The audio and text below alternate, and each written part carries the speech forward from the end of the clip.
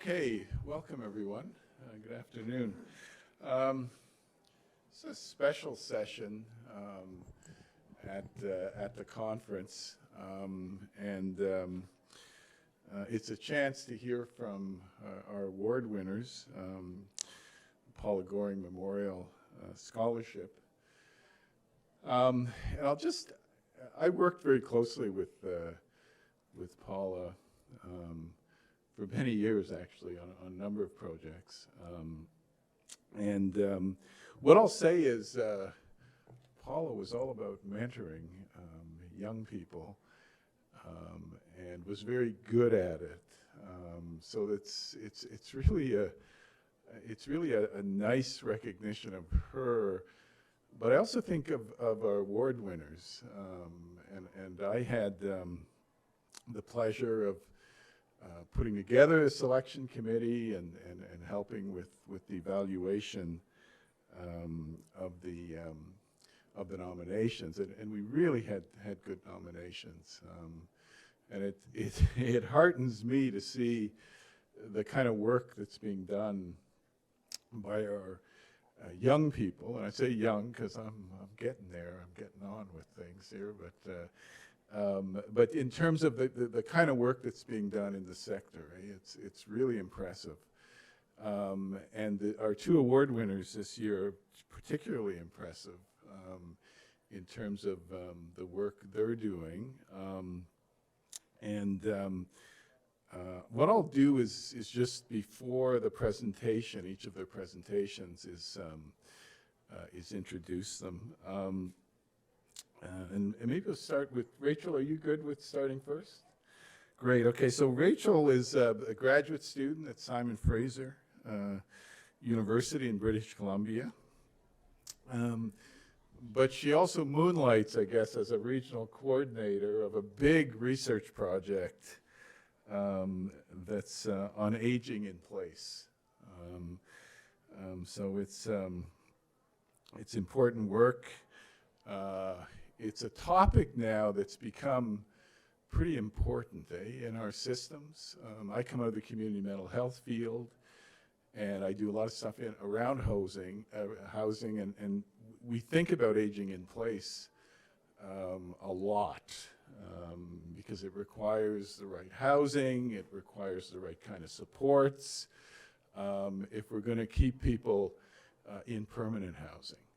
So this is an important project. It's funded by the Canada Mortgage Housing Corporation as well as SHRC.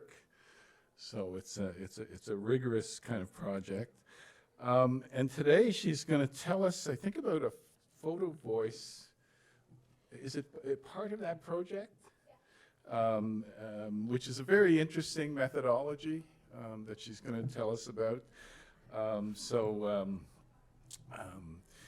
Welcome, Rachel. I'll let you take it away. Okay, sounds good. Thank you. Yes, please.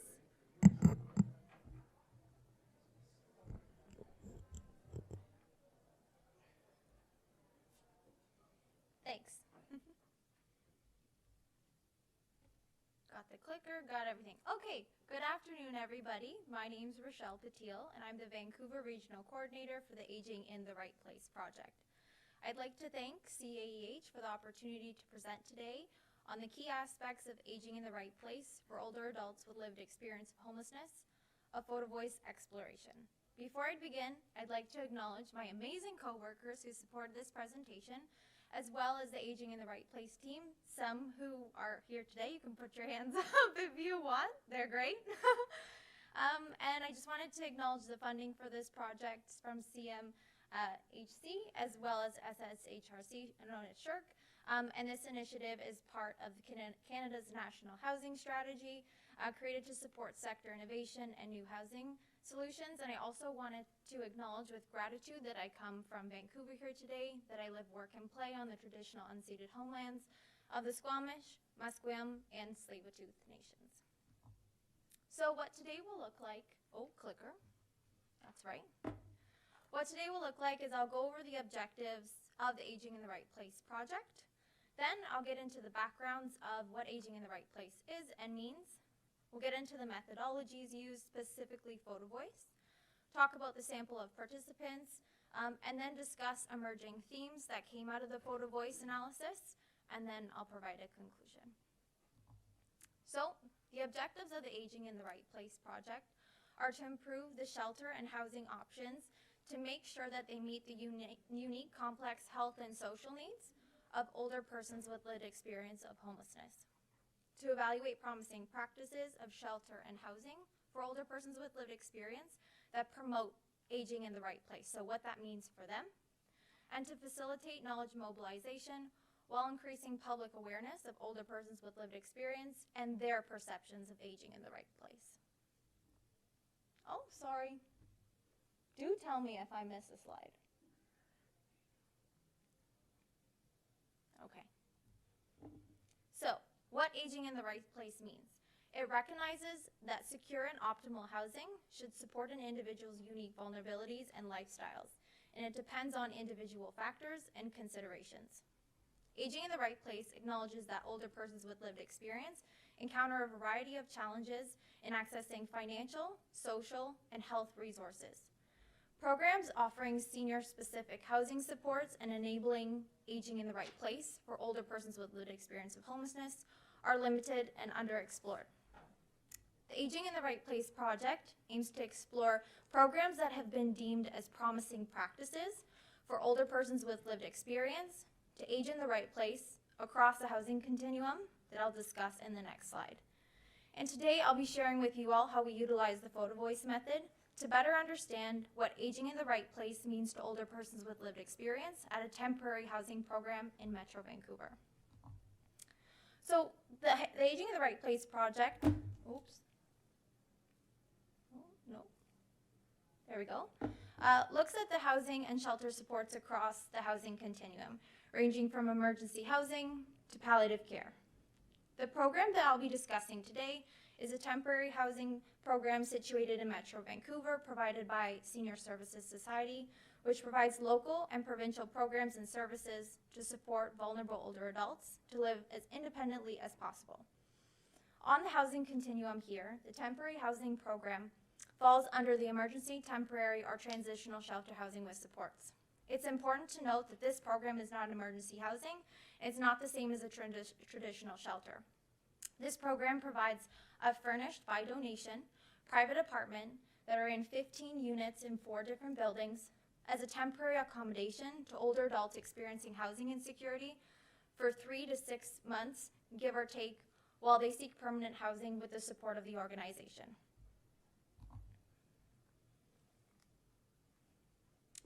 So before I begin, I'd like to share with you all the ARP conceptual framework, which identifies the key indicators of older persons with lived experience and what they require to age in the right place. And the reason that this is really important today is because this directly relates to the findings of this work. It's all good, we can leave them on. Directly relates to the findings of the work I'll be discussing here today. So I'll quickly go through this with you all so it's easily digestible. So the built environment is where we'll start, of housing unit and the surrounding neighborhood. So this takes into consideration the social aspects of the environment, wayfinding, so being able to navigate spaces, implementing universal design, and awareness of the community and the integration within the community in a physical and space type of sense. The on-site resources and off-site resources include both health and social services that are person-centered, and they focus on physical and mental health management and navigation as well. And for social supports, focusing on food, transportation, finances, and technology. And these really need to be affordable, available, accessible, and individualized. Social integration is available through having opportunities for inclusion and connection in the housing, but also in the community, facilitating belongingness and acceptance. Stability and affordability, so not only looking at the unit in and of itself, but the surrounding environment, because that's where we spend most of our time, and that's where we get necessary information and items in our life. Emotional place attachment is being satisfied with one's home and community and having the desire to remain in that situation, but for the temporary housing nature of this presentation today, it might be a desirable space that you might want to live permanently. So there'll be key elements that you take with you that this wants to be an aspect of your permanent place. And this place allows somebody to have sense of control, choice, personalization, safety and security and privacy. And this is all encompassed in an overarching political and economic context. I know it's a bit of a mouthful. So before I get into the project and the nitty-gritty, I wanted to mention how this project is a community-engaged research project. We do client interviews with individuals with lived experience, but I also wanted to mention that we have individuals with lived experience as an advisory role in our project as well. And we collaborate with service providers, partner organizations, and those older persons with lived experience as advisors, like I mentioned. And we hold local advisory committee meetings, which provide updates to all players at the table. Providers, partners, and older persons with lived experience who are advisors provide feedback and guidance on tool development, wording of data collection materials, and processes at different stages of the project. Integrating the lived experience of those working in the field directly, as well as older persons with lived experience, advisors at the foundation of our work is really, really important.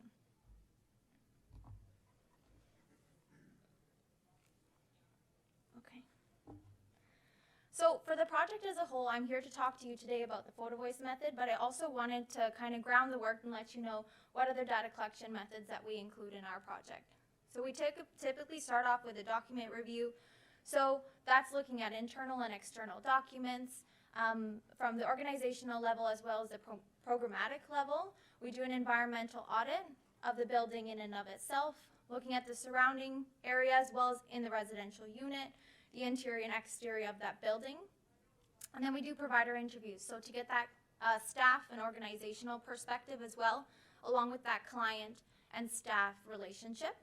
And then most importantly, and what I'm here to talk to you about today, is the client photo voice interviews. So this might be the first time some of us are hearing the concept of photo voice. So I want to break it down for you, the methodology of photo voice. So photo voice is a qualitative community-based participatory action research strategy. I know, a mouthful. And this is used to document and reflect reality in a hands-on fashion. It centers participants and encourages them to document their perspectives through photo taking and storytelling jointly. Pertaining to this project, the clients of the temporary housing program took photos of aspects that represented aging in the right place to them, to visualize and illustrate their perspectives and perceptions. This data collection method promotes self-advocacy and critical dialogue and is particularly well suited to examine complex social issues like equity, like aging in the right place, and right-based housing. Using this method, we're able to hear individuals' voices and see through their eyes with these photos.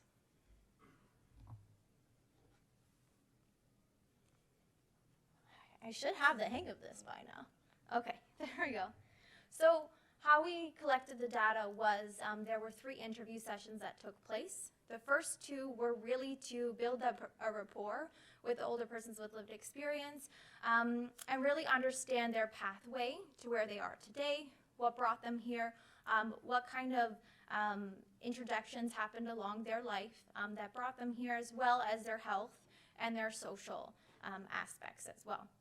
So the 3rd session would be that photo voice interview, and we did this with 11 clients, and it took about 45 to 60 minutes per session, give or take, depends on the individual, of course, and we did these as many as we could in person.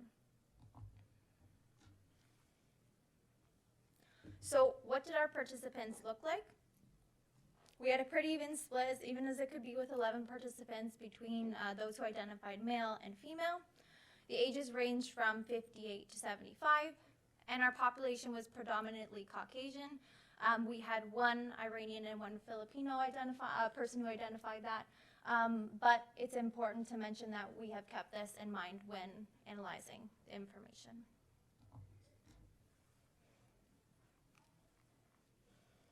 Okay, so the themes, probably what you all want to hear today. The findings from the client photo voice interviews point to the following 4 themes here. So community mobility and access, opportunities for social interaction, supportive features of the temporary housing program, engagement with the built and natural environment, and these all have been identified as key elements which act as a stepping stone to aging in the right place for older persons with lived experience of homelessness. And these themes will be discussed using their photos, which are these as well as quotes from the interviews.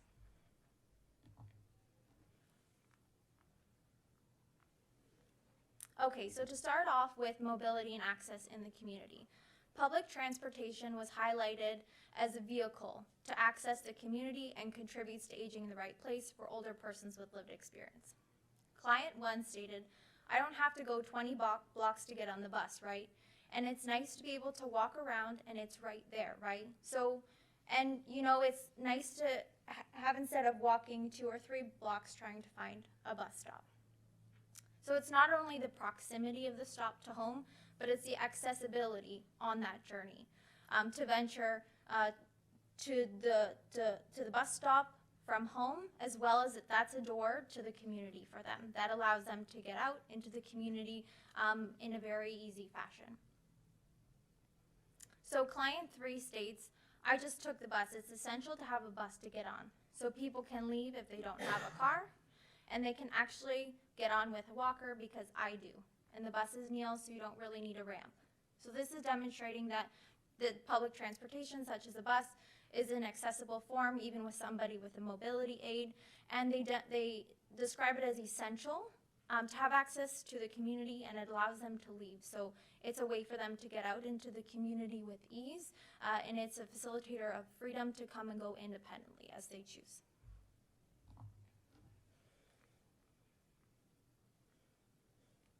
So to dive a little bit deeper into this theme, living in a community that is accessible by foot, mobility aid, or public transportation seemed to allow the older person with lived experience to frequent necessary amenities amenities that were necessary as well as for pleasure. And this contributed to aging in the right place for them. So first, client 1 states, "Hey, I don't have to walk very far or have to take a bus to get to a shopping center. I mean, it's so close, you know. It doesn't take that long. I like to get things done and then go home again." So living in an environment that is walkable, where they are able to go to necessary spaces like the shopping center, is extremely important and was identified as something that allowed them to be a part of their community even further. Next, participant 4 stated, "To be able to go shopping is a luxury that I don't have. However, I can go shopping at the Dollarama or the dollar store and pick up little things that make it kind of fun and nice to have. It's like going shopping, which is an experience that was cheap. I really enjoyed having that store that close. I've never had that before, and I haven't had it since. And I miss that now, just to be able to pop on my scooter and go to the dollar store. It was just very nice to be able to do that, a fun afternoon." This client is stating that they can go shopping, which is something that they weren't able to endure for most of their life. It's an outing in the community that is close and it's affordable. And this is something that the participant expresses that they're actually missing about the temporary program, and it's not something that translated into their current living situation. But they're identifying as this is a key indicator for what they would need for aging in the right place. And for client 9, they stated, "That's why this community is so nice. It's not just the community of people living together in one place, but it's also the businesses, the price outlet, that there's a symbiotic relationship with the residents and the businesses, and they're supporting one another. It's amazing." So this participant is seeing community beyond the unit in and of itself and the residents in and of itself. It's factoring in the apartments, shopping facilities, bank, support services, affordable fast food, for instance. And this is a really important key fact to see that community is not only seen within the unit in and of itself, but around the neighborhood and how all those factors kind of relate to one another from their perspective. And also, it's important to be able to access necessary appointments, such as at the hospital. Our participant took this photo as well, and I wanted to highlight that too. So really like appointments that are related to health, they need to be able to get to these places in a way that is accessible. Oh my goodness. Okay. It's good it's not just me. So for social interaction, individuals had the opportunity to interact with others that also lived in their building, as well as in the community during an outing. And this contributes to aging in the right place. So I'll start off with the third participant. They state, I just think that it's nice to have a gazebo, and it's nice to have a place for people to meet and chat, especially now that people can't come together in the community room in the pandemic. So it's kind of become a place for people to hang out if they want to, or to come out of their apartments. I think it's important to have somewhere to go, you know. You don't have to be totally cooped up. It's important to highlight these social spaces, such as the gazebo. Here they act as a meeting place for those living in the building. It was a reason for individuals to get out of their apartments and interact, and it was somewhere to go and something to do, especially during a very isolating time like COVID-19. Next, participant 4 states, I like to talk to people there. They knew me, so that was good, mostly with people that worked there, and nobody I would see on a regular basis, just sometimes somebody sat in there and we would talk, not somebody I knew or would see again.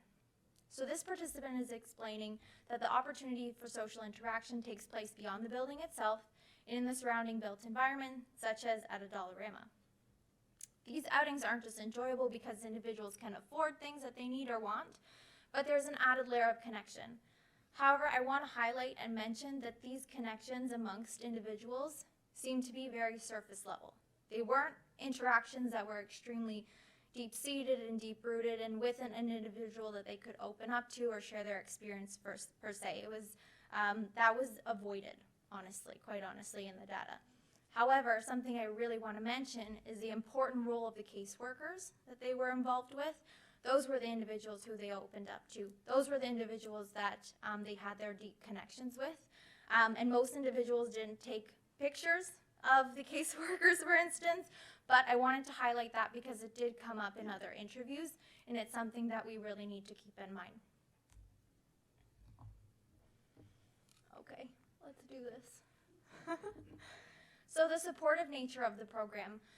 It was identified that safety and security, access to technology, also with a digital literacy component, and thoughtful touches were highlighted as key supportive aspects to the temporary housing program that promoted aging in the right place. For client 8, which is the first photo here, when I would leave and go, whether it be part-time employment or to the grocery store, I never worried about leaving my partner here. It's the door was always locked and you had to use the buzzer 99% of the time. It was very well secured, it felt safe. This participant is expressing that they didn't have any added stress onto a already stressful situation that they were experiencing and traumatic situation they were experiencing pertaining to safety and security.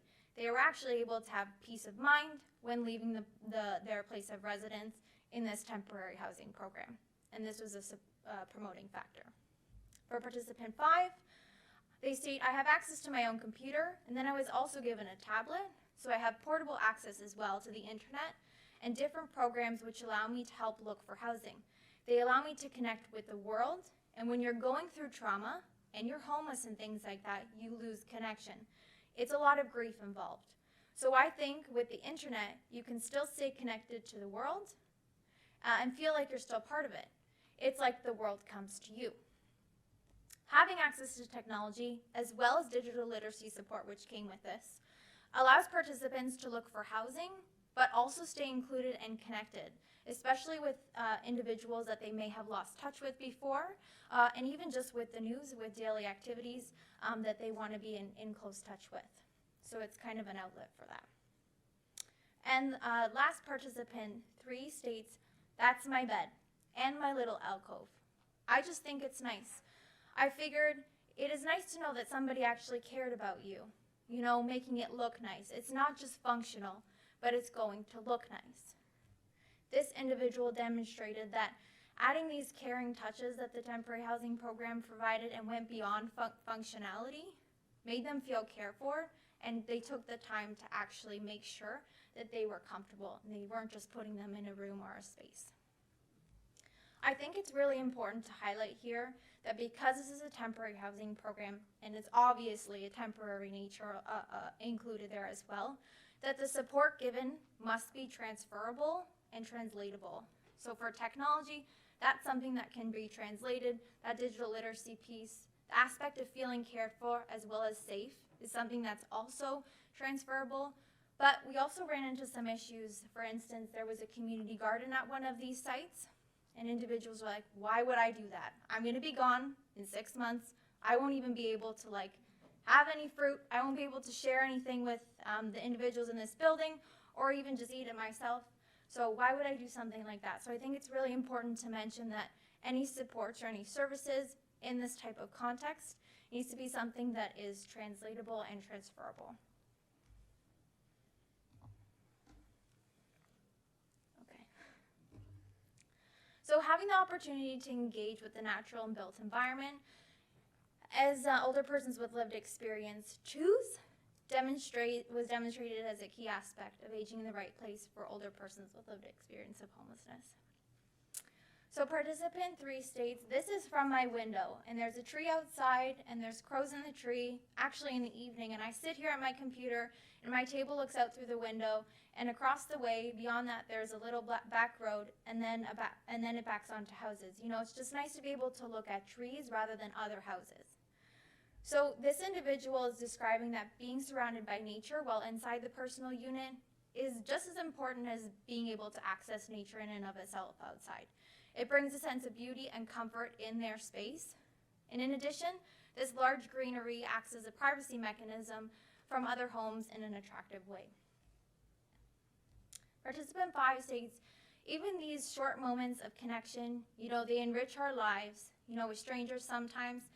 Then they can leave imprints on you. So I think these sort of places that you can just accidentally connect with people adds beauty. I think just walking around and seeing people like cafes open here, I think it's just a very nice environment that makes you feel part of something.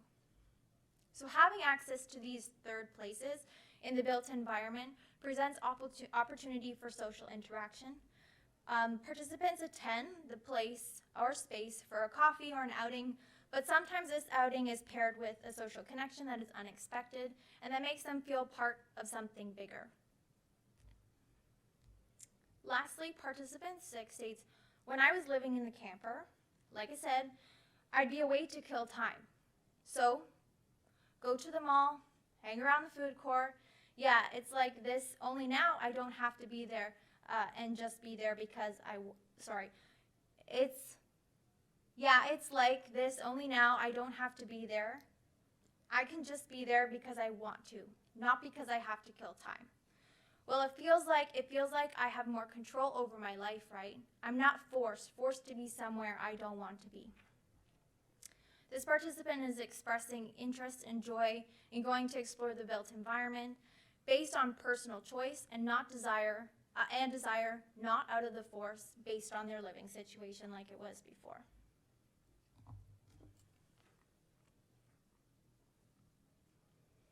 So wrapping up these photo voice findings, I kind of wanted to do a nice summary because I know it's a lot of information. But public transportation that is walkable and accessible, being near, able to easily access affordable amenities that were necessary and impact pleasure and related to pleasure is something that directly relates to community connectivity. Social spaces that in a building that is welcoming and accessible, having affordable outings nearby is extremely important for social interaction.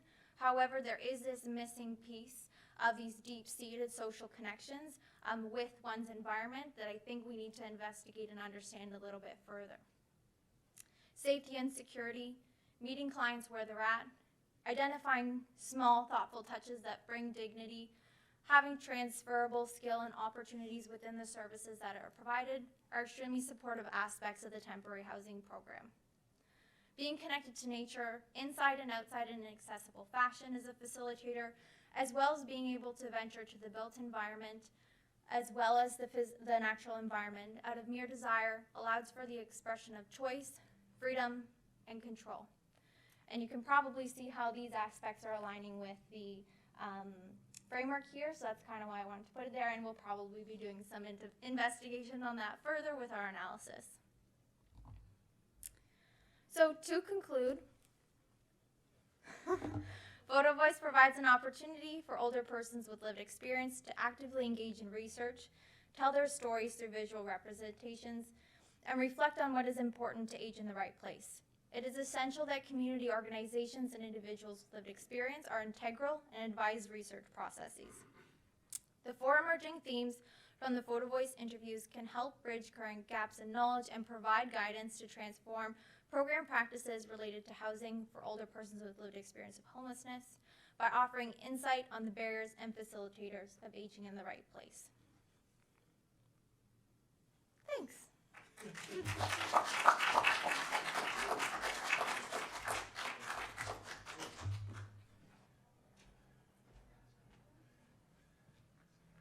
Thank you.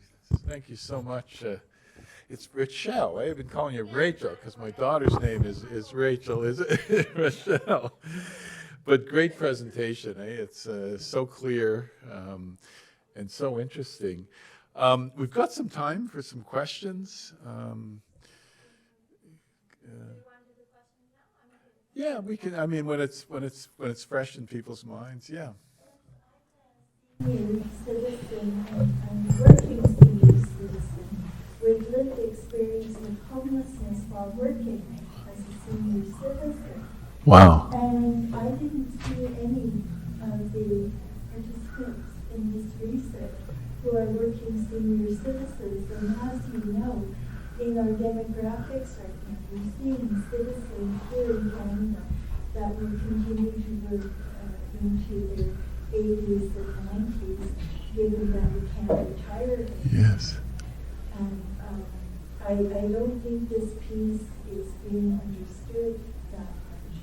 And I find it very frustrating because when you design temporary spaces for seniors like this, it's very disempowering, and it actually reduces our ability to earn income, to therefore seek better housing. The other piece that's missing is that all our housing designs for seniors are based on this model, but in a way of, they're called senior retirement residents. And the price of these senior retirement residents can be like $20,000 a year.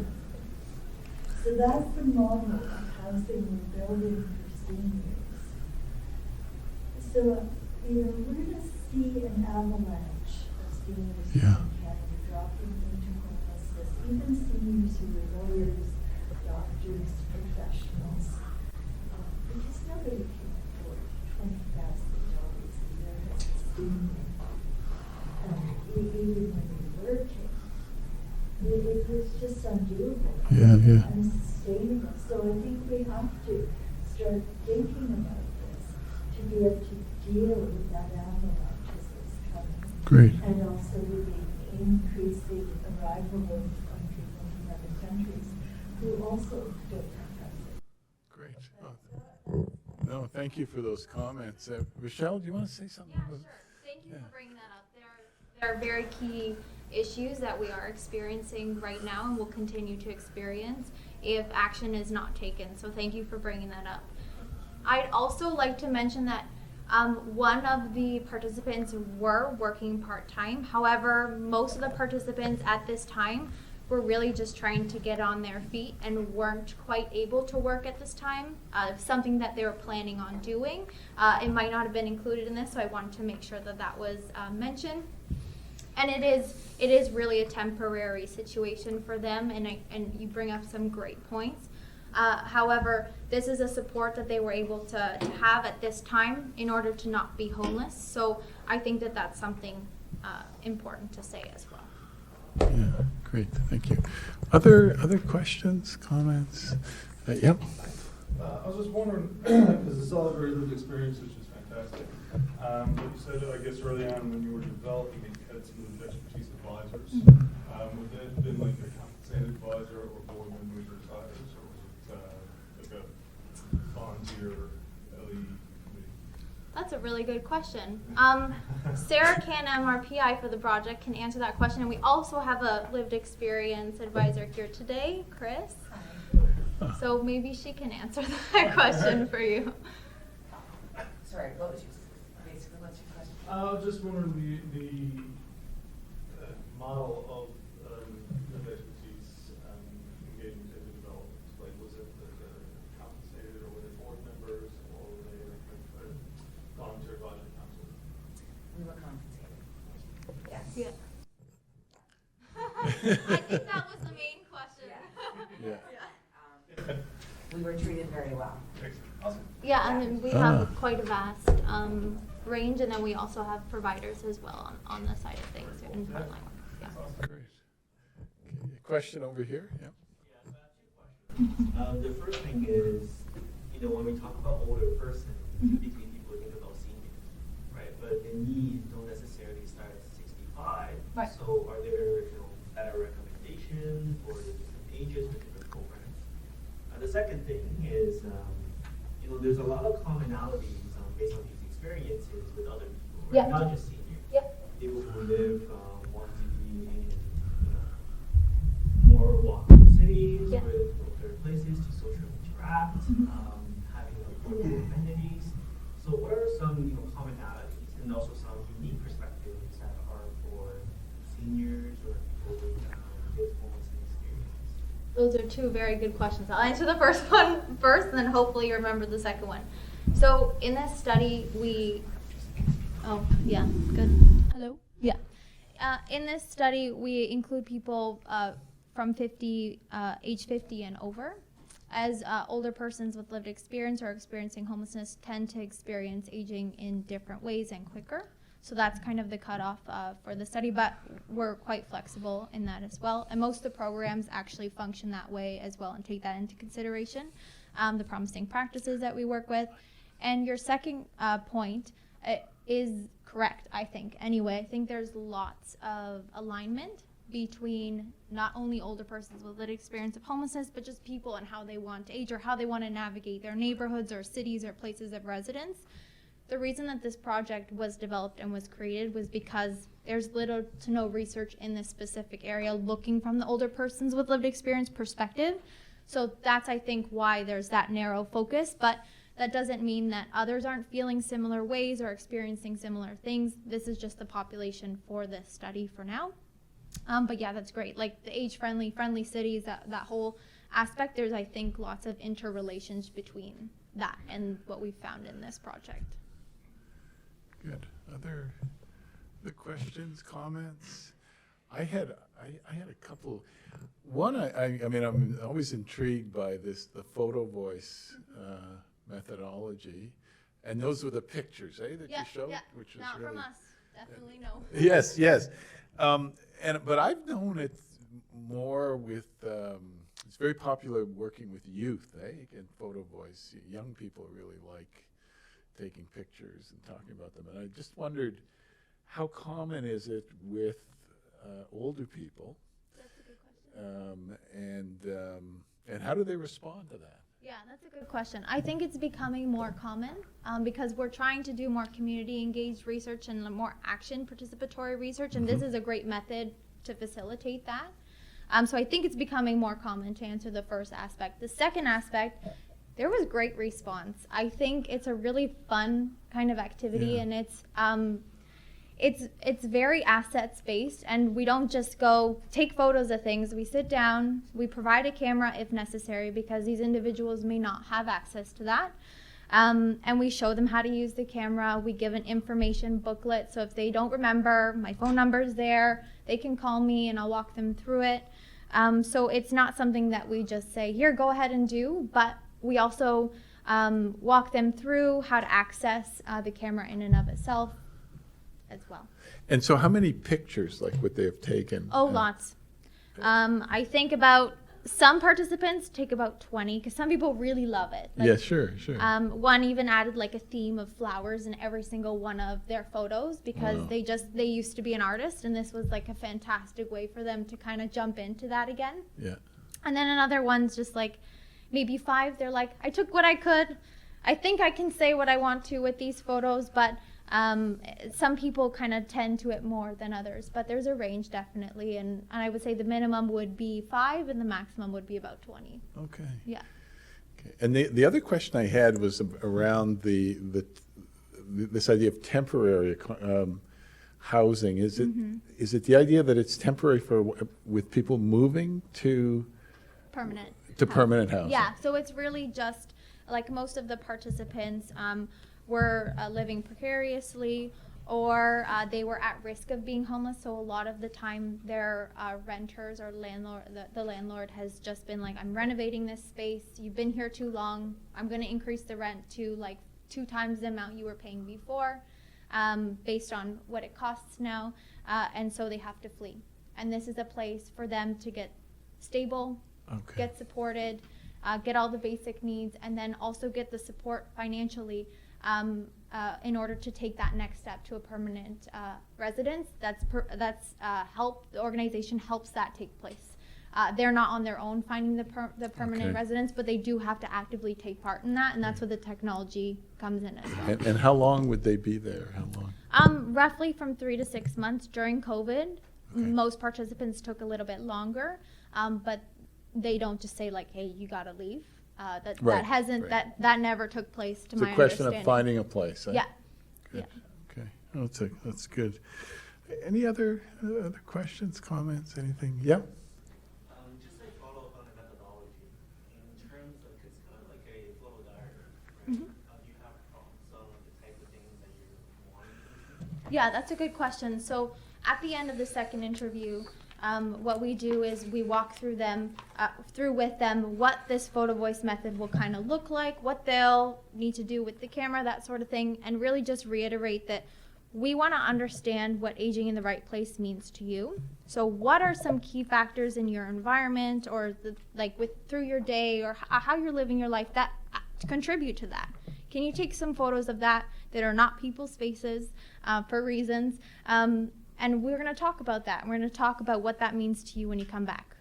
So it's really quite general, but it really facilitates and opens that door to being able to understand what aging in the right place means to them through photos and dialogue. Great. Anything else? Yep. I love this idea of this model as a way to open up a conversation. Has it been done with anyone other than seniors? For example, veterans or otherwise? Well, that's a really good question. I'm not too sure. I don't know of that, but I'm more than happy to do some digging and get back to you if that's something that, yes. And I can also say that we have multiple housing practices, starting from transitional housing. We are doing a hospice one, and then the next one we are doing is a wraparound services where Veterans Manor is one of the services. So we are just starting data collection, and then we are going to do other supportive housing. So there are multiples in our it's a 5-year project. So this is one site. Yeah. Moving forward. And you can mention others. And this is the Vancouver site, but we also have our Calgary site, Montreal sites. But the methodology as a whole has a lot of sort of historical grounding with youth and a large number of other populations that it works with. So, yeah. Cancer survivor, lots of different. A lot of health ones. Yeah, Yes. it has a lot of applications. And also in different countries, because photographs doesn't need a language, so people have used it in our developing economies. Yeah. I have done it with multiple older adult groups. This is the one that is with persons with lived experience. Nice. But older adults living in the community, older adults in assisted living, they all enjoy doing it because it gives them a different perspective and they think that. And we've also done with people who speak a different language and it are new immigrants or immigrants, they thought that that's nice to overcome the barriers. Yeah. Maybe I'm going to ask one last thing. I'm going to sound like your thesis advisor now. That's okay. No, have you thought about where you want to publish the work? Because this is This really, work yeah. in I particular? mean, maybe you have already or submitted it to a journal, but I'm just wondering with the photo voice, because you've got text, but you also have pictures, Yeah. which is really neat. And are there journals that you've kind of identified who would be We haven't yet identified, but I know the gerontologist is one that we like to publish with and would continue like to publish with. I am not sure Atia maybe has published in other, because she's done Photo Voice before. Maybe you can mention some of the journals. Social science and medicine. Okay, and they publish the pictures, do they as well? We publish it with pictures. Nice. We've done it into Journal of Aging Studies. That's a well-known journal, yeah. Yeah, so we have it in different, like, more applied journals. Yeah. And then also very academic journals. And also we are trying to work with the conversation, another, which is an avenue, like op-ed. Oh, so that okay. So we have published several in conversation, not the Photo Voice one, but that Yeah. will be coming down the road. Wonderful. Okay, well, good stuff. All right. Thank you so much.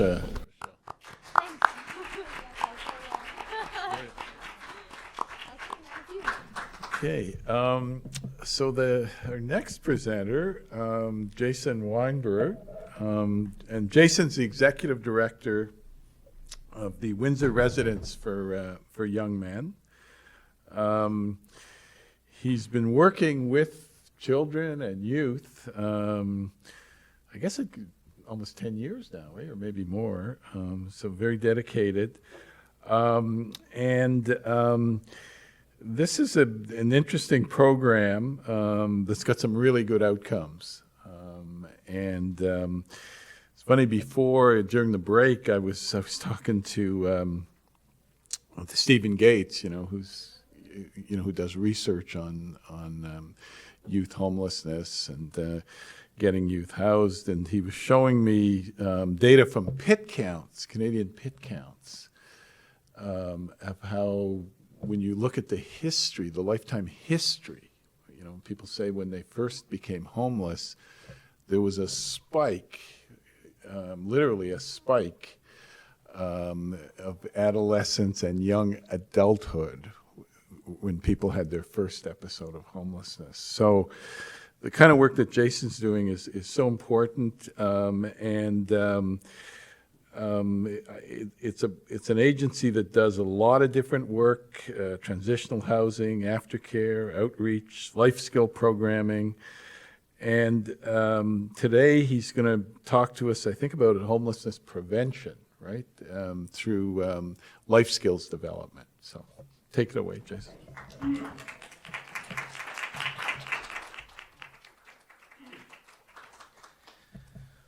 Okay. Can everybody hear me all right? Thank you so much, Tim, for that introduction. I appreciate it. Before I get going, I will just say our program is in Windsor-Essex County. For those of you unfamiliar with Windsor-Essex, it is the southernmost point of Ontario, bordering with Detroit. Approximately 400,000 people, 156 square kilometers.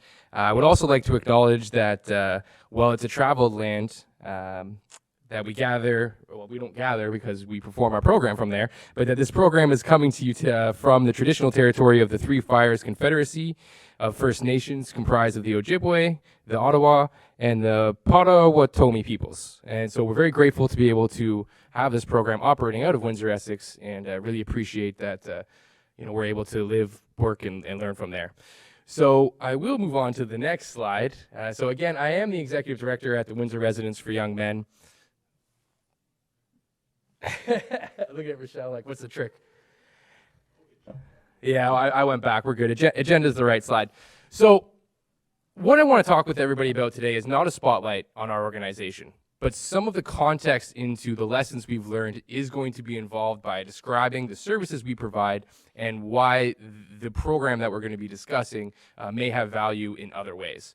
So my goal is essentially to discuss our Youth Independence Program, and we're going to get into it in more details. But before I do, I'm just going to provide a little bit of history into the landscape of our organization, as a little bit of the background, so that when we're talking about the program that may be of interest to everybody, we have some understanding of maybe how you could incorporate it in your own organizations or own communities based on the lessons that we've learned.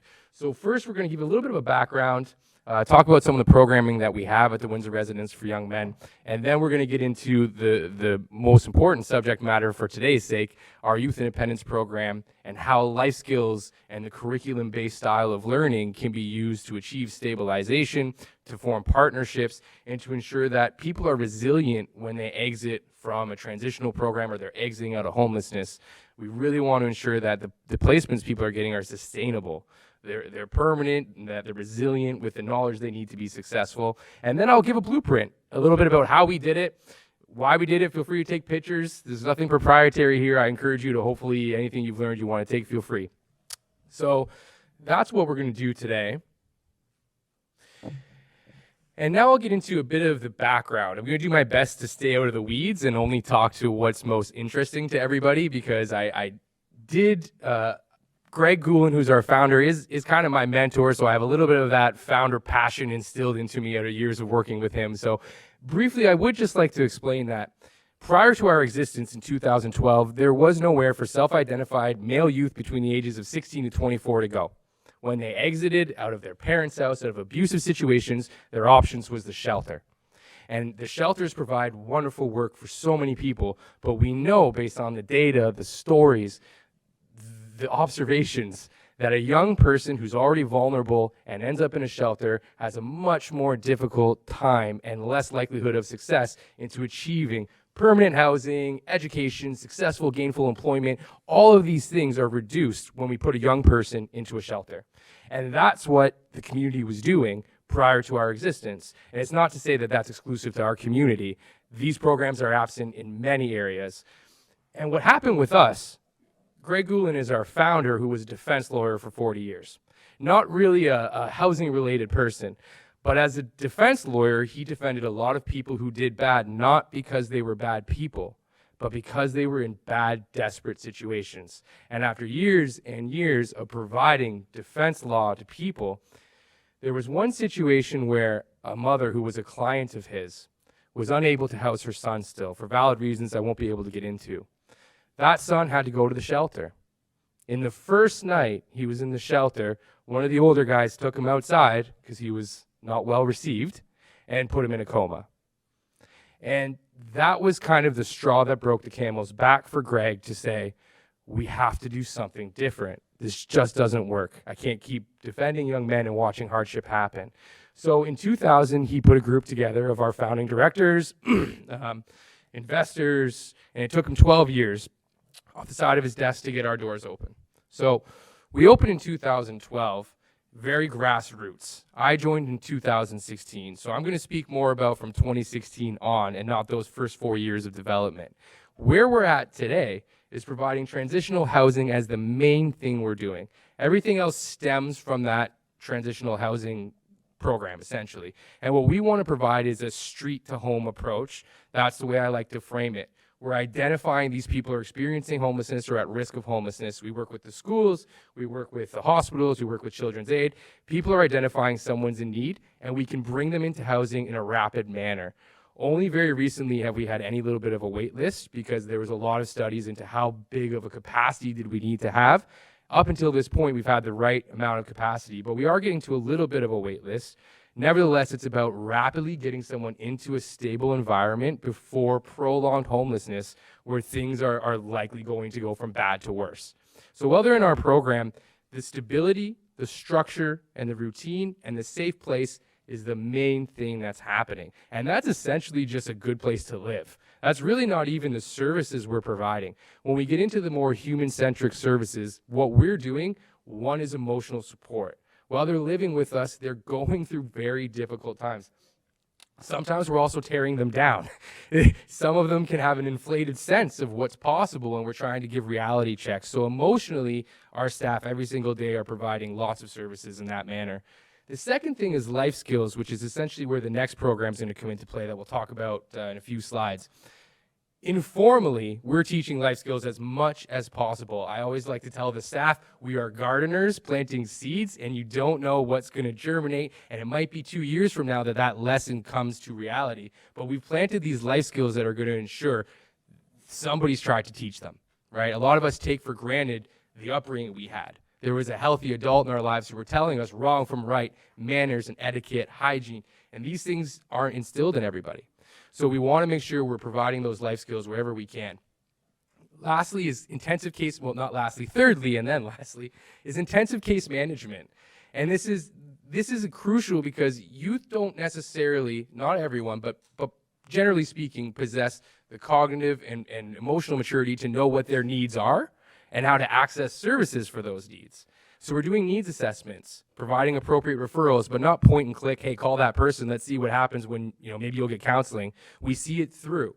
And if the counseling doesn't work, if that program has the wrong wait list, we reroute it. So our intensive case management is happening weekly. We want to ensure that every person has wraparound services specific to their needs so that when they're exiting, there's not this vacuum of support. Because they get used to living in our program where they got everything they need. So when they're able to move out and we can ensure wraparound services, then we're going to have sustainability.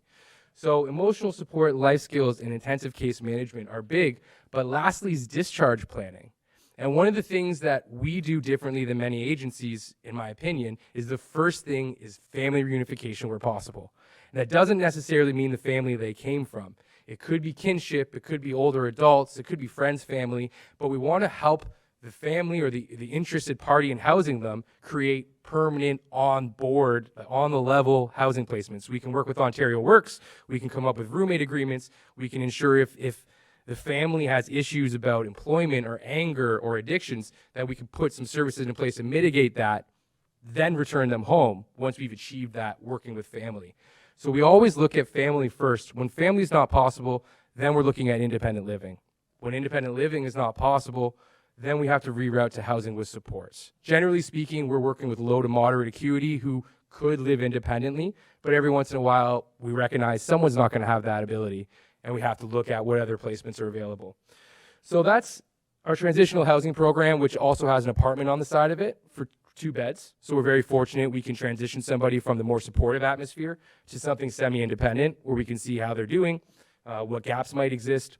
Once they've left us, and this is probably the most important part of our program, they enter into aftercare.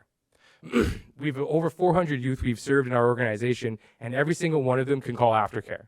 I'm 33 years old. I still call my mom to say, why is my furnace making this noise? Like, what should I do? And having that person in my life that I can rely on for crucial, helpful information keeps me out of trouble. And we do that with our aftercare clients. About 80 to 100 of them a year will reach out to us for everything from how do I apply for student loans, my landlord's trying to do this inappropriate thing, I got bed bugs, and our aftercare worker will assist them with that. So that's our aftercare program. Outreach is very much off the side of our desks between aftercare and myself, so that's less formal, but we don't want anybody who can't come into services to not have options for how to get help. And lastly is our youth independence program, which I'm going to save to get into in a bit more detail. So transitional housing, looks like I didn't go ahead when I should have. So the transitional housing program, this is what I mentioned. When you see our success right there, that's our 3-year average for housing upon discharge. So we don't quite have the capacity to be following up 3 years from now, who's housed, who's not housed. I'd love to get to that point of data, but at this point in time, for data's sake, 90% of them over the past 3 years have exited into a permanent housed situation. Moving on. Do you want to be my clicker? I think I got it. Oh, look at that! I broke it. Miles from the city of Windsor is going to be my clicker here. So that's fine. That'll be my cue. I appreciate that. So I've already mentioned aftercare. It's very informal in the sense that anybody can call, and it's about short-term crisis management, referrals for service, getting people connected with whatever that need might be. So that's our aftercare. Next one, Miles. So now we're getting into the more interesting stuff, our youth independence program. Not that the other stuff wasn't interesting to me, but for you here, this may be more of what you can take away. So again, I'll give you a bit of the framework and then the history. So right now, we offer a 3-month program, 60 lessons, focused on recognizing and filling the gaps that we saw across our clients most commonly. So, we had been open for almost 7 years by the time we started devising this program, and we're recognizing there's a lot of shared learning gaps. Additionally, well, I guess I'm getting into history first. Additionally, we didn't always have the same staff working, who had the same skills, who had the same experiences. Not all the clients are home at the same time to have the same lessons and learn the same things, which means that when we're discharging people, we don't have continuity across resiliency. We're not sure that all of them have been taught how to budget or how to do these things, so we had to establish a formal curriculum. And this is one of the things that when our staff got talking about it, we all looked at each other and we were like, why haven't we always been doing this? And that tends to be when you know you have the right idea, you're on the right path. So we got to work. We started putting together our lesson lists. What lessons did we need? How can we formulate it? What sources should we use? How long should they be? What's our framework? And we put all of that together, and we started piloting it, one lesson at a time, making sure that the lessons were appropriate, the clients were finding it interesting, the reinforcement activities were, interesting and engaging, and we were very happy. It's done. We're doing it. And then one day, myself and one of my coworkers were talking with each other, and another aha moment was, why are we waiting for them to become homeless to teaching them preventative life skills? A lot of the youth would never have needed to come into our transitional housing program had they been aware of their landlord and tenant rights beforehand. A lot of them, had they been able to manage their finances, really wouldn't have needed to fall into a position of homelessness. And so that was another aha moment that we started getting to work. Well, how can we make that happen? Because life skills is not a big sell. Young people know everything, guys. So asking them to come into an organization to learn life skills is not a big seller, especially for youth who are generally transient in nature and, have a lot of social obligations. So we wanted incentive.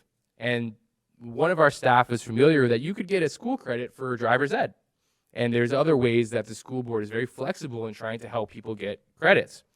So maybe we can get a credit. I mean, we have 120 hours worth of class time. There's set lessons with sources, and we called our local school board. First, we started with the Catholic. They were very interested, but they were building a swanky new school and just didn't have the administrative time to work with us. And then we ended up with our public school board, which was phenomenal because the public school board actually has avenues to be able to keep people in their home schools while still providing alternative learning benefits. And so after sitting down with the school board and putting together a memorandum of understanding, we all figured out what our roles would be. And we were very fortunate that we didn't ask for much from the school board. This is a very contained program in our organization, and really what was required was continued learning for the youth who wanted to do school after, and just the credit, somebody to say, the work has been done, the lesson has been learned, here's your credit. To the school board's credit and appreciation, they were always interested. And when we get to the next slide, every school board we've actually spoken to about this has been very interested. So when we're looking at willing partnerships, this is something that tends to happen pretty seamlessly, and I'll get into that in a little bit more detail in a second here. Just going to check my time, make sure I'm not going to ramble too much. No, we'll go back, Miles, for 1 second. So a couple really interesting components about what we want to ensure would happen in this program. People are coming into homelessness at different times, so we can't have a set start date. We can't have a set end date. We need to be able to make sure there's no prerequisite knowledge required so that someone could enter, learn, and leave when they were ready. Not everyone stays for 3 months, so the credit couldn't be the most important thing we were accomplishing. We had to make sure that each life skill alone was important enough to take their time and spend 2 hours teaching them.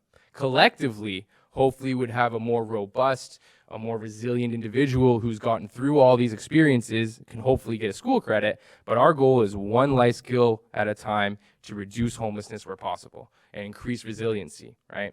And so people can come in at different times. They don't need to have any prerequisite knowledge, and our goal is about prevention through self-reliance.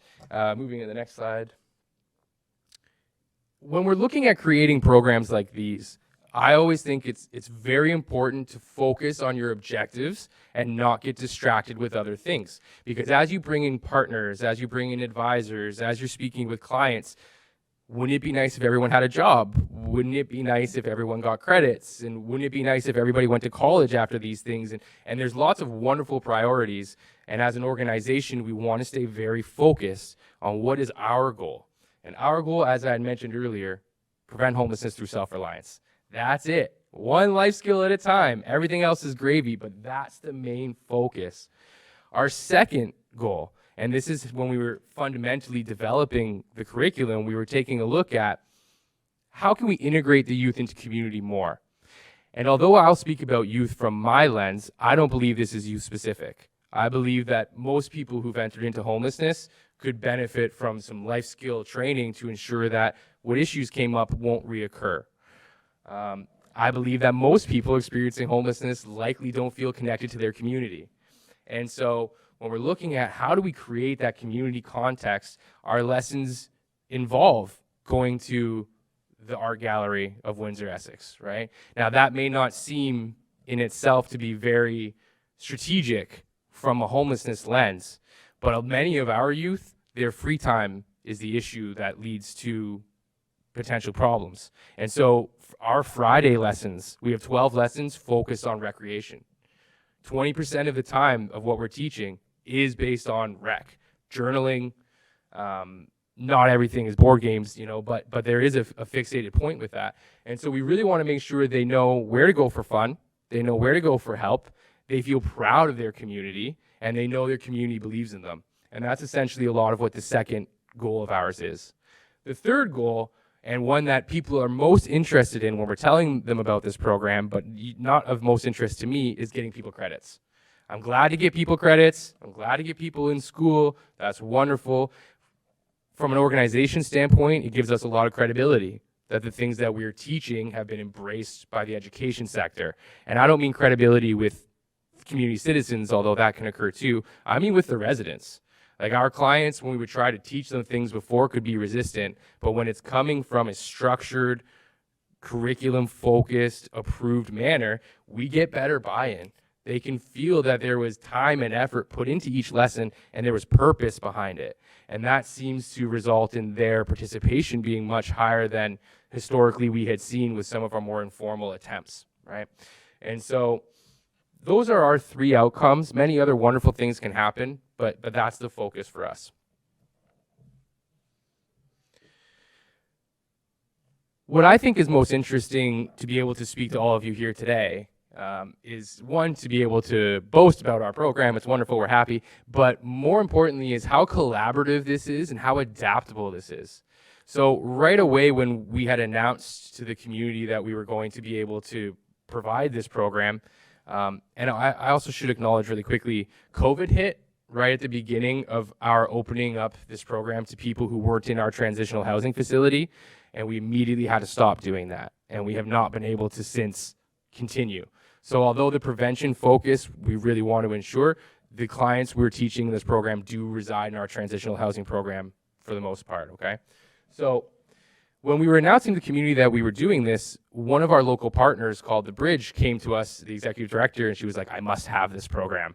And I was more than happy to share it with her and figure out if it could be a benefit to them. And very quickly, we were able to adapt it for their organization.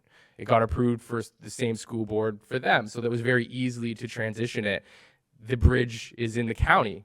We are in the city. So now we can provide these life skills to county-focused individuals who also have a difficult time accessing services. So we were increasing that range. Some of you may have gotten emails from me because then I started opening it up across Ontario to see if anybody else would be interested in this program because it works so well for another community partner.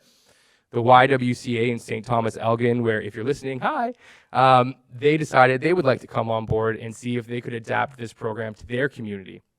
But what's exciting is they actually did it remotely because they have different housing programs. So we were able to partner with them and provide our curriculum, and they were able to utilize it in different housing services at the same time, which was very exciting, right? So again, adaptable, and it was able to go to a different community. Lastly, we have been able to get it approved for that school board as well for a credit. So it's not exclusive to Windsor, Essex. We had to have Well, they had several meetings and I came to one of them, but we were able to accomplish that. So again, I think that's what's exciting for those who are feeling very alone and feeling like we don't have that systemic partnership or perhaps that credibility to the community about the importance of the life skills we're showing. Education is a pretty right partner. Their goals is to ensure that as many people get back in school who didn't successfully complete school, and they get credits to those who've earned it. And so you'll find, if you're looking at partnership, from my experience, if you go to education with a finished product, they're very willing to get involved. Next, I had mentioned earlier about a school change not being required. A lot of barriers for services exist when we're asking somebody to go from somewhere they're comfortable to somewhere that's new. And what's fortunate is if somebody's in a position of homelessness, they're in our transitional housing program and their home school isn't close enough to go to. During that transition period, they could be continuing their education from our facility, and when they're exiting, they could return to their home school. Or they could be doing their home school in the morning and our program in the afternoon. It really depends on what's most appropriate for the individual. So another kind of collaborative moment that can make you feel less on an island is the subjects that I spoke about earlier that involve the community, or even those that don't involve the community. You can have community partners come and they can take ownership of these lessons in a way that's really exciting. So when we talk to the AIDS committee about our STIs and contraceptions lesson, what can we bring? When can we come? Do you guys want some material?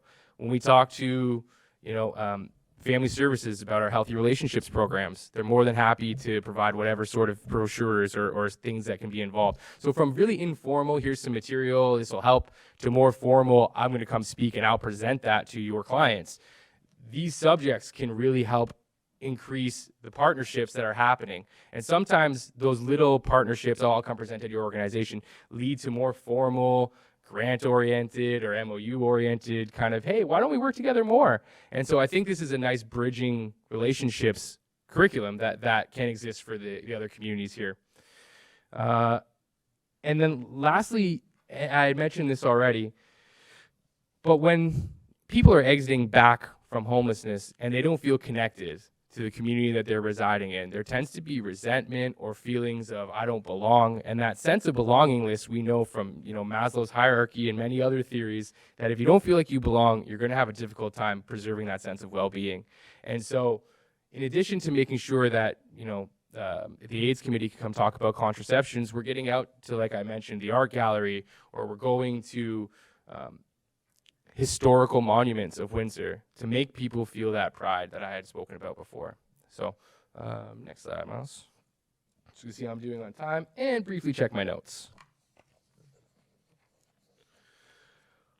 Okay, I basically want to give you the blueprint now for how you could develop this in your organization. What things did we find were most valuable when we were developing it, and hopefully save you some time. For anybody listening who's interested in doing something like this, please don't hesitate to reach out. My contact information will be up again afterwards. So like I mentioned earlier, I don't think this is youth specific. Life skills is how we create self-reliance, and it's basically one of the cheapest forms of homelessness prevention, because if we can teach people to fish, we don't have to keep giving them fish. And that's one of those concepts that our founder always believed in very adamantly. So when we're creating a program, like I mentioned, our team got together, and some of our team had been there a long time, and we had to discuss how long are people here for? And we have our average length of stay. It's about 3 months. What issues are we finding most common? We had about 100. Where are these gaps that exist? And then we had to try to prioritize which ones are most important. And so knowing the people that you're going to create a life skills program for in an intimate manner, consulting with those clients after they've gone through these lessons, did you find that valuable? What did you like? What did you not like? Is going to ensure that you're effective in the delivery of what you're attempting to do. We don't want to just create lessons and say, well, we've got it. We want to make sure that it's specific and strategic. Otherwise, we're not going to achieve the results we want to achieve. So once we knew our purpose and we knew our audience, if I was doing this a second time, I would have brought education in to try to ensure that the development was going to adhere to whatever their requirements are. So for us, we were fortunate to be able to go to them with a finished product, but for those who would prefer to develop the partnership early, I believe that would be very wise. going to education with your concept. They might already have pre-existing material. So aligning with education early, if your goal is to have that component in a curriculum, is very beneficial. Then you're going to be wondering, how do I create 60 lessons? Because it took a long time. Leverage your student placements, your volunteers, maybe really sophisticated clients who are interested in being involved. Those lessons, when they're first developed, don't need to be facilitated that way. We can edit them, we can refine them, we can improve them. But the hard part is getting that body of work out quick and easy. And another hard part for students in general is keeping them busy and giving them a sense of ownership over their placement. So getting students involved really helped them feel like they were contributing, and it was very valuable for us. So I would recommend, if you don't have student placements because you're wondering what they're going to do, this could be something for you to consider. And it crosses into a lot more than social work, right? We got CYWs, justice students, police students, you know, healthcare, nurses, all those different placements were beneficial in developing these lessons with us, right? The fifth and most annoying part of the entire process is continuity. Somebody who's going through those lessons and ensuring we have the same language, we have the same text, we have the same format, we have the same level of cognitive, you know, audience, like the audience, making sure we planned it accordingly. And that means having leadership who's going to do that, right? You can't have 10 people create a lesson that has continuity across it, so you will need a few people to go through and refine it. And this isn't just about it all, hey, it all looks the same, that's nice. This is about, if you have a facilitator who's got half an hour to look through a lesson and go facilitate it, they need to feel comfortable with what that lesson plan is. They need to know, where am I going to find the information? Where's the directions for me? Where's the reinforcement activity going to be? And the more similar your lessons are in their design, the more repetitive we're going to have success, right? And the last piece, obviously, take your time. So we were very fortunate when we were developing this. There was no funder pushing down our neck to get this done. This wasn't a board of directors agenda. This was something that we as a team were like, okay, let's do this. And so we were able to take about 2 years just developing it before we were starting to pilot. So I really recommend, you know, taking your time, piloting things before you formalize them, bring in people with lived experience to review it. And remember, this does not need to be you specific. So,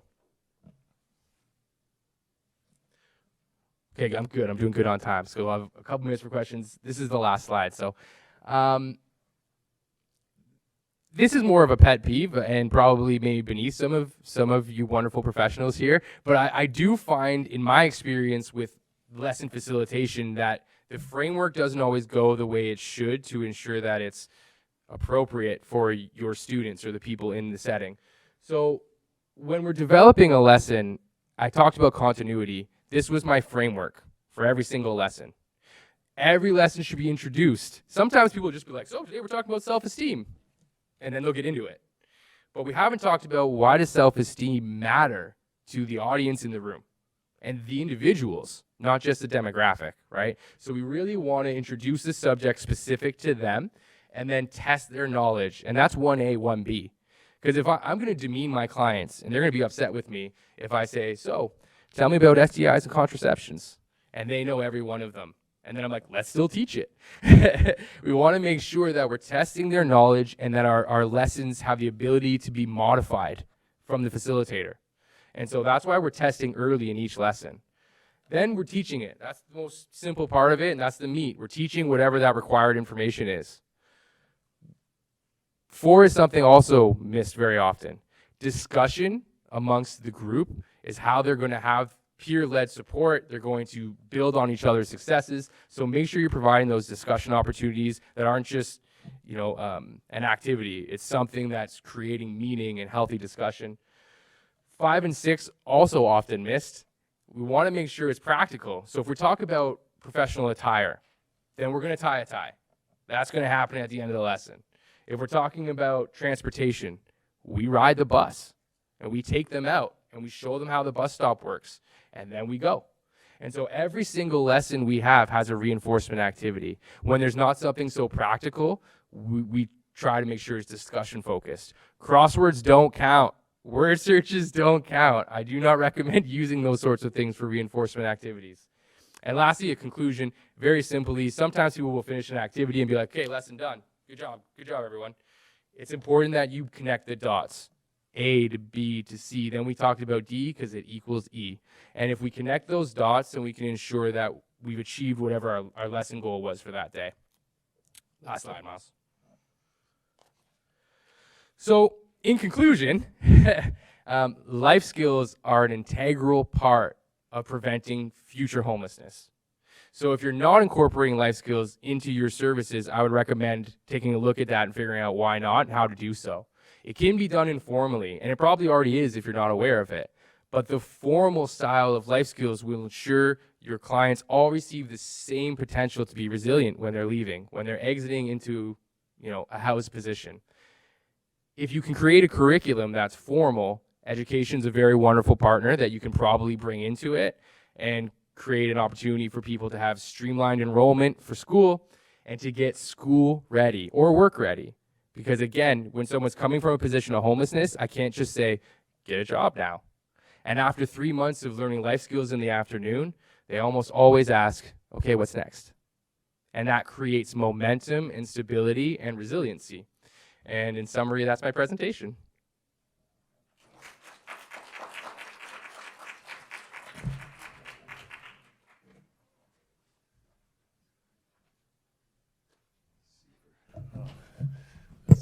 That's great. Thank you so much, eh? That's such an interesting program. We have some time for some questions. We've got some bit of time left. So, any questions or comments or? Yeah. Yeah. So I have a couple of questions, and you can answer them however you like. So the first question is, find a good number of size, like 10 people participate, 20, 30, Yeah. healthy and stable. The other thing is in terms of having a curriculum. Do you have trainer type of thing? Do you rely on support? And how do you manage turnover from your educators? And it sounds like that your staff and your organization is quite close-knit, so there's already a community involved. What if the community is not as engaged? Right? They're only there to provide one service. I'm sure that's not always the case, but are there things that will help out? Okay. So I'm going to do my best to remember the questions one by one. So the first question being about class size, I really think that would be specific to what sort of discussion opportunities you're trying to facilitate within each lesson. If it's very discussion focused and it's intimate because we're sharing personal stories that may be sensitive, then smaller groups are best. Our on-site classroom only has the capacity for 20 people, but generally speaking, 10 is about the max that we like to see in the sessions to ensure everybody can participate. It could be scaled if you modified the level of participation or you had the technical ability to make breakout rooms and things of that nature. So I do think it could be scaled for bigger sizes if that was your intention. The second question again was, sorry, just for a reminder's sake. Yeah. So I will say I am very blessed to not have had too much turnover. So, for example, Hubert Lafontaine, who is our team leader, is retiring after 12 years with us. So, or almost 12 years with us. So, having turnover will be a new challenge in how we've always done it, because we train all of our staff as they're onboarding in facilitating these programs. Because the issue we had early on was when Hubert wasn't working, the lessons didn't go well. And I don't have the time to stop the administrative, roles that I have to come facilitate lessons whenever he wasn't available or we had non-senior staff working. And so as people are coming in, we're training them on a lesson and how to facilitate it. Historically, I used to work with in Red Deer, Alberta with PCHAD, Protecting Children Abusing Drugs, in a detox program. And in those programs, they facilitate 2 lessons every day. New staff just get taught how to facilitate it. And at first, they may not be as experienced as they will be, but with guidance, it can be done. So that would be my answer for that one. And the third question again was? No, there was a third one. Like, it's kind of went together. Oh, did I put answer together? Look at that. Perfect. Excellent. 2 birds, 1 stone. Yeah, good. Great. Thank you. It's another question. Yeah. Hi, everybody, and thank you so much. Can you hear me okay? Okay. So thank you for your presentation. I work at an Indigenous organization, the Ontario Federation of Friendship Centres. And so my question, I'm curious to hear if and how the curriculum maybe has been, I guess, adjusted or changed maybe to like meet the needs of Indigenous people. And I guess maybe I should start it with just a reflection. What we've been hearing so much with this conference and what we know is true in my work is that Indigenous folks are so represented in the homelessness population. And I imagine that's probably the same in Windsor, though I'm not sure on the data on that. So yeah, just curious that reflection. So from a demographic standpoint, we don't have an overrepresentation in our specific program, but I'm sure that's because the local Indigenous services are meeting those needs in a culturally appropriate manner, and we do service whatever demographic is referred to us. So just for additional context, so in Windsor, Essex, yes, Indigenous homelessness is overrepresented amongst the population, the service manager, sorry. That's okay. About 26%. About 26% on average. But typically we see more adults that identify as Indigenous accessing homelessness services, not as many youth.